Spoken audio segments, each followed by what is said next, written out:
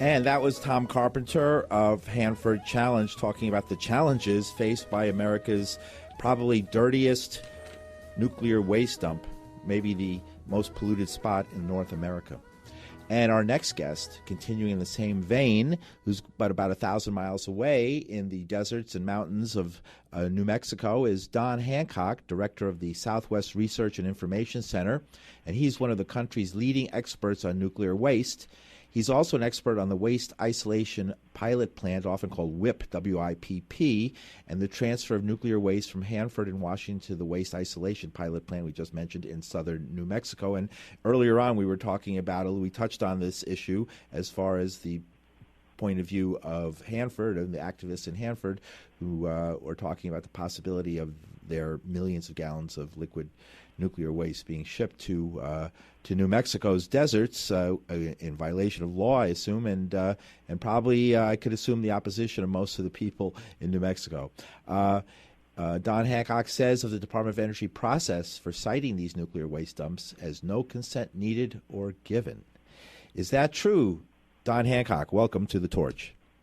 Thank you very much. Yes, unfortunately, it is true, and legally they can do that because federal laws don't say that nuclear waste siting at Hanford or WIPP or other places has to be done with any consent.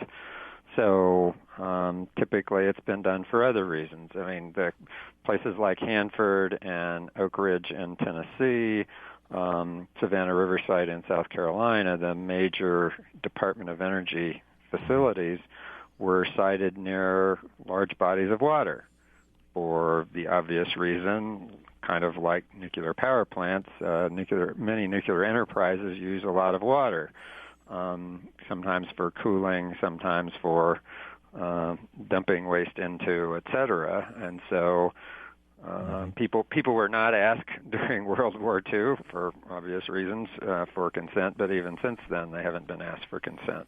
I see. And what about in situations where there's laws and regulations that are supposed to, give some enforcement to the idea that people should give consent? Are these ignored sometimes? Yes, and one of the fights that Tom Carpenter, who you've talked to, and I, and other people through organizations like the Alliance for Nuclear Accountability have worked for many years to try to get the nuclear enterprise, which originally was totally unregulated, into some sort of regulation. So, for example, people in New Mexico fought for 6 years in the late 80s and early 90s with Congress to try to get some regulation over the WIPP site, the Geologic Repository site. Folks around the country have fought to get some kind of regulation over Department of Energy facilities with, some effects. But clearly we haven't gotten as much as is necessary or as much as would be good for worker and public health and safety. Mm-hmm. So basically, what does the Department of Energy do? I think a lot of people don't, there's different agencies that deal with nuclear power and there's different agencies that deal with nuclear weapons. Could you describe a little bit about that regulatory overlap and who does what and who is the Department of Energy? So the Department of Energy is about a $30 billion a year federal agency, so it's very small in comparison to things like Health and Human Services, which deals with Medicare and Medicaid and health care, or the Pentagon, which is the primary agency that deals with weapons, nuclear and otherwise. The connection between the Pentagon, the Department of Defense, and the Department of Energy is it's the Department of Energy that's weapons labs, the three of them, Los Alamos in New Mexico, Livermore in California, and Sandia in New Mexico and California, do the designing and testing and verification of the nuclear weapons, so creating the nuclear weapons, and then once they're produced by the Department of Energy, they're handed over to the Pentagon for actual use or hopefully not use, but to put into the U.S. Weapons arsenal. So the bombs are, once they're manufactured, are under the control of the Department of Defense, but the making, the testing of them, et cetera, is done by the Department of Energy. So the Department of Energy, in terms of its budget, is much more of a Department of Nuclear Weapons than it is a Department of Energy. There were some changes in that regard made during the Obama administration, not that it didn't. The Obama administration increased the budget for nuclear weapons in the Department of Energy, but it also increased the Energy Department's budget for things like renewable energy and energy efficiency programs, which are energy programs as opposed to nuclear weapons programs. Right. The Department of Energy is also the federal agency that primarily encourages research and provides some level of research funding and other kinds of subsidy to commercial nuclear power. The Nuclear Regulatory Commission is the federal agency that is supposed to regulate commercial nuclear power for health and safety kinds of reasons. Right. So there are a variety of agencies that have different things to do with it. I guess the other thing important to say, since we were talking about regulation, is much of the regulation under federal law is actually done. Some of it is done by the U.S. Department or Environmental Protection Agency, but a lot of the actual environmental work under federal laws is done and funded by and done by state agencies, or in some cases local governments, when it comes to things like water quality, wastewater treatment plants, and those sorts of things. So sometimes people get the impression that federal regulations are only regulated by the federal government or enforced by the federal government, and a lot of them are what's called delegated to states. Who pays for it? But that's not true with nuclear weapons. Nuclear weapons are considered to be, national security, and so generally there's very little direct state regulation. The exception to that is places like Washington State that over the years have sued and gotten some regulatory authority over some laws, primarily our nation's hazardous waste laws, that allow states to do some regulation of nuclear weapons facilities. Oh, I see. Some, being that ultimately the Defense Department holds this right to just, in the course of defending the country, to dump whatever they need, wherever they want, as far as limiting their responsibility. That was particularly true early on in World War II and in the Cold War. Again, over time, citizen activism, state and local governments sometimes have gotten Congress to modify the laws a little bit to provide some regulatory oversight. But, as we're seeing, not with nuclear weapons, but just generally in the Trump administration, there's been lots of discussion about should the president's national security authorities be, even reviewable by the federal courts. Well, this has been a longer discussion for many administrations in terms of should nuclear weapons fall under any kind of public participation, state regulation, federal regulation, and that's been an ongoing battle. Right. Yet, obviously, the nuclear weapons complex generates a lot of nuclear waste, tremendous amounts of it. And you're located in Los Alamos, New Mexico, and we're talking with Don Hancock of the Southwest Research and Information Center, an expert on these issues. Right now, we had a situation, and maybe we'll review it quickly, where some barrels of waste were sent from the Los Alamos laboratory to the waste isolation pilot plant in the south of New Mexico.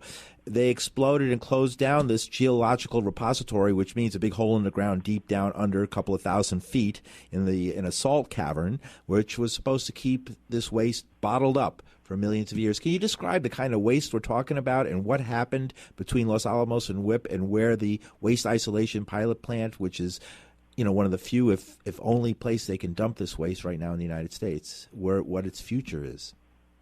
So this was in late 2013 and early 2014 when Los Alamos was packaging waste. It's called Transuranic Waste, which means it's primarily plutonium contaminated. So this is waste that comes from making nuclear weapons. It's not nuclear weapons itself. It's not nuclear. By and large, the waste we're talking about are a conglomeration of tools and clothes and sludges and filters that are contaminated with plutonium, but also chemicals. And in the particular case of the Los Alamos waste, they sent waste to WIPP that was not allowed under a state permit. Remember, I mentioned the states have some authority. So New Mexico has some authority over hazardous waste at both Los Alamos and at WIPP.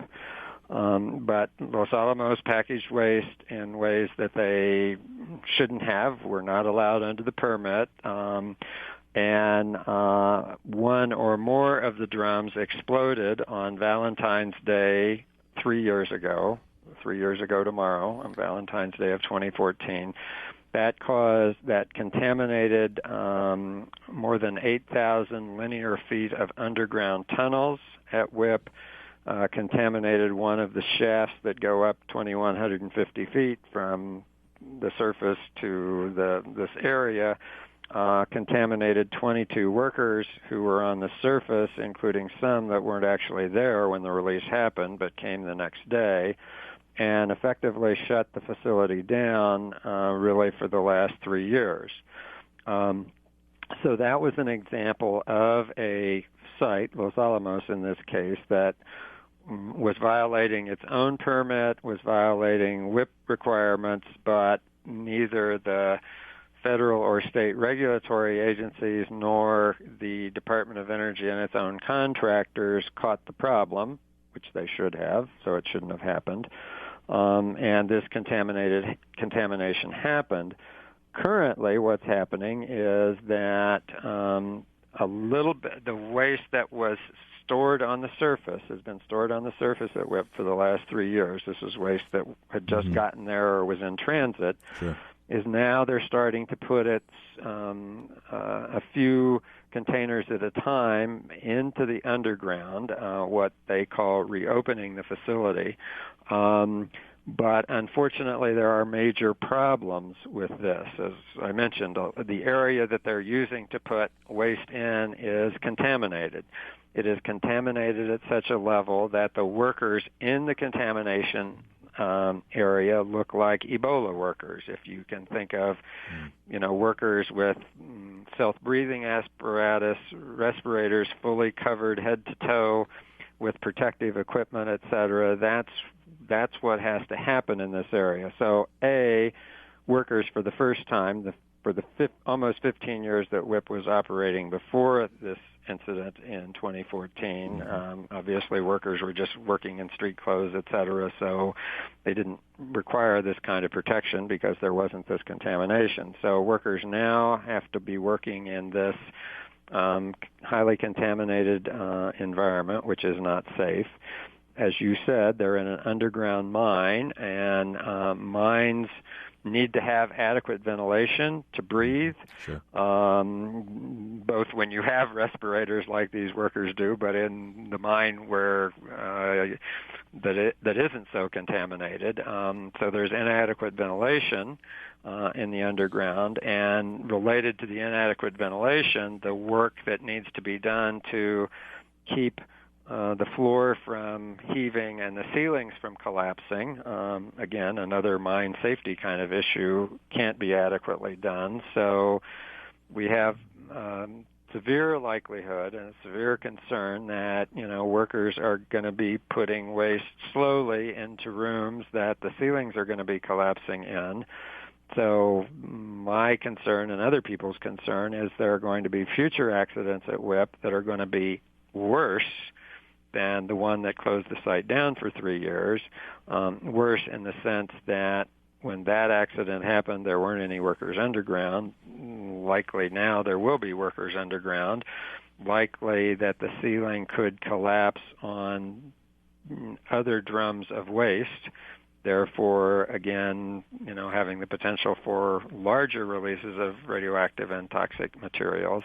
How long was this WIP, the Waste Isolation Pilot Plant, how long is it supposed to keep this, was it designed to keep this waste isolated from humanity and the surface for?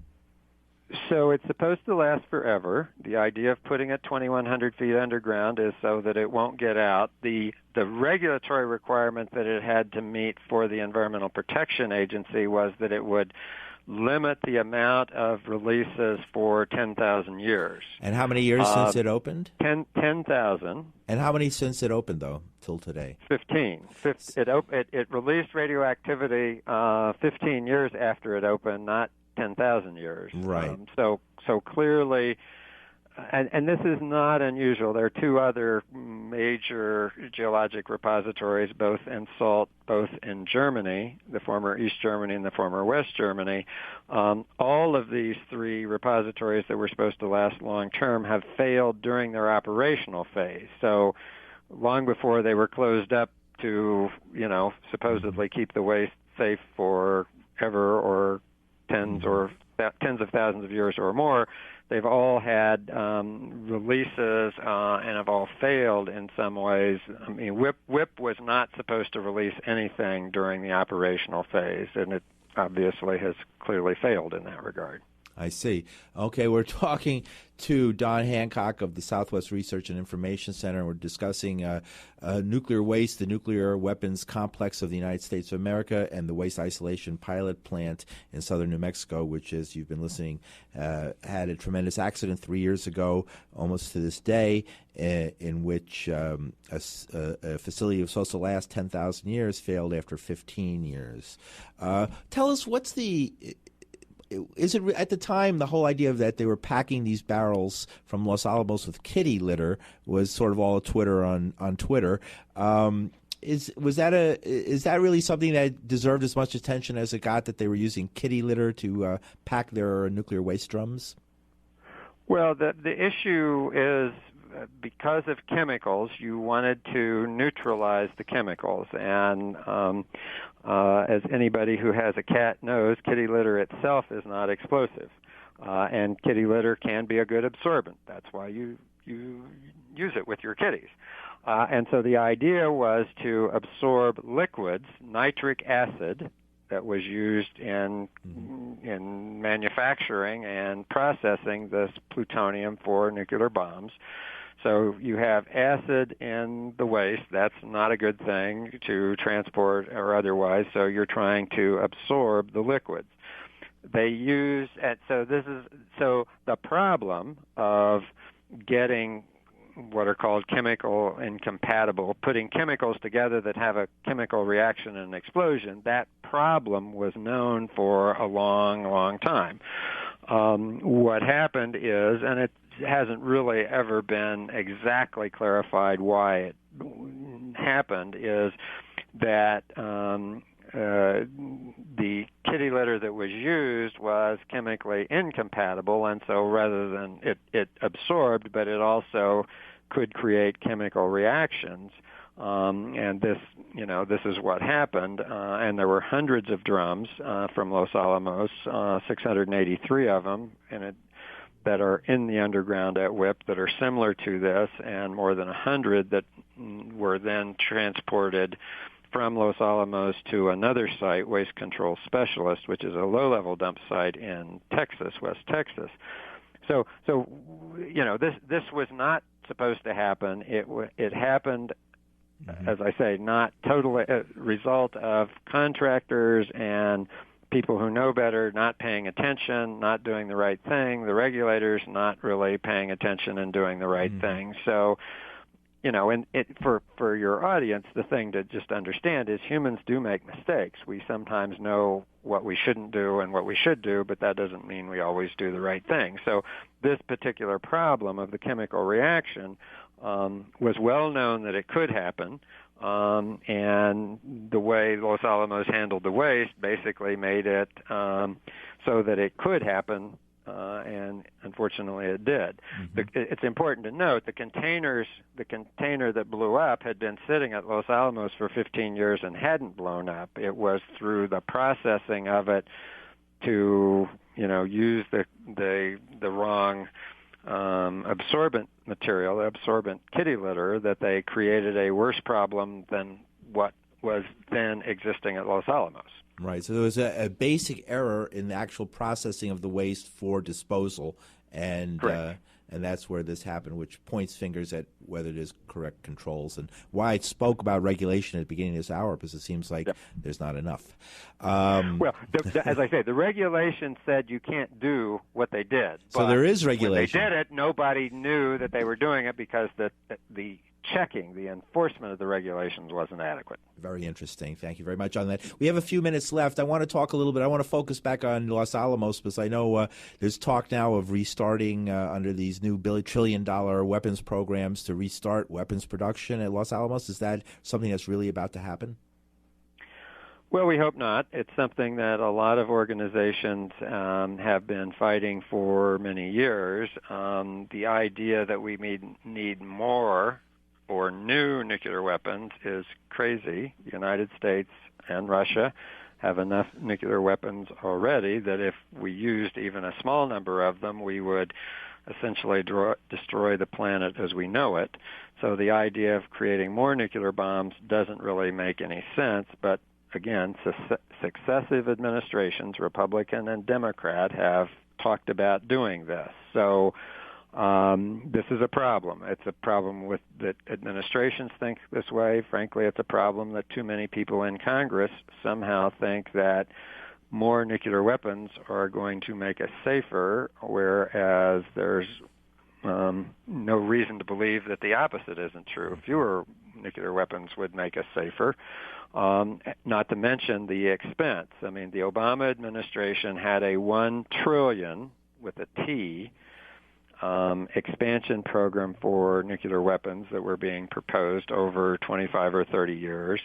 We don't know yet what the Trump administration plan will be, but as I mentioned, there are three places: Los Alamos in New Mexico, Livermore in California, and Sandia in New Mexico and California.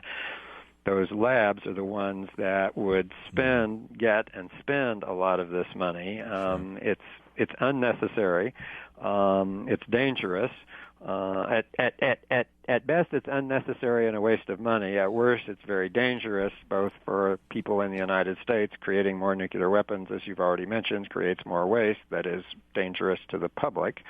Not to mention the, of course, further catastrophe of major nuclear accidents in this country, or we hope never happens, some kind of nuclear use of nuclear bombs. Sure. Command and Control. Recently, I read the book and saw the Schlosser's book, and saw the show on PBS, and it was fascinating and frightening to see that there's already been several very close to nuclear explosion type disasters just from the everyday handling of these weapons and things over the years. Correct, and that show was again a historic situation of what happened primarily at a site in Arkansas. And so, yes, we have very dangerous weapons, and they're dangerous.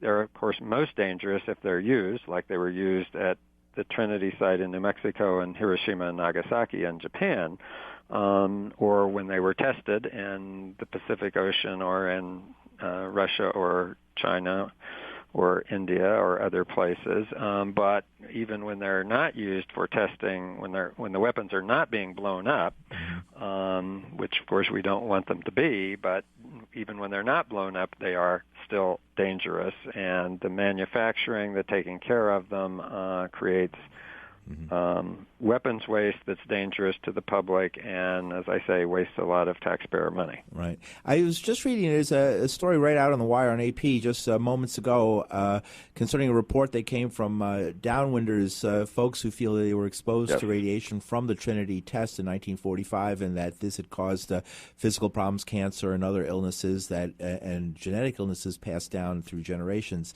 What do you think? Is that do downwinders, people downwind of these locations like Trinity, do they really have something to worry about? Are these illnesses or these cancers really potentially connected to their exposure to radiation? Or as some of these government agencies say, you can't really parse that out, you can't really tell?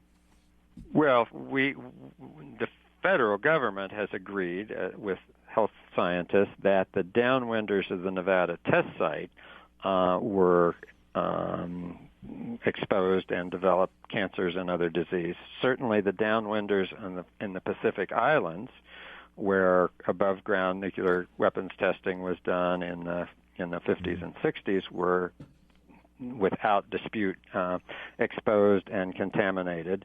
The Trinity downwinders are there was just one test as compared to the Pacific Islanders or the Nevada test site, where there were dozens, in some cases hundreds of tests done.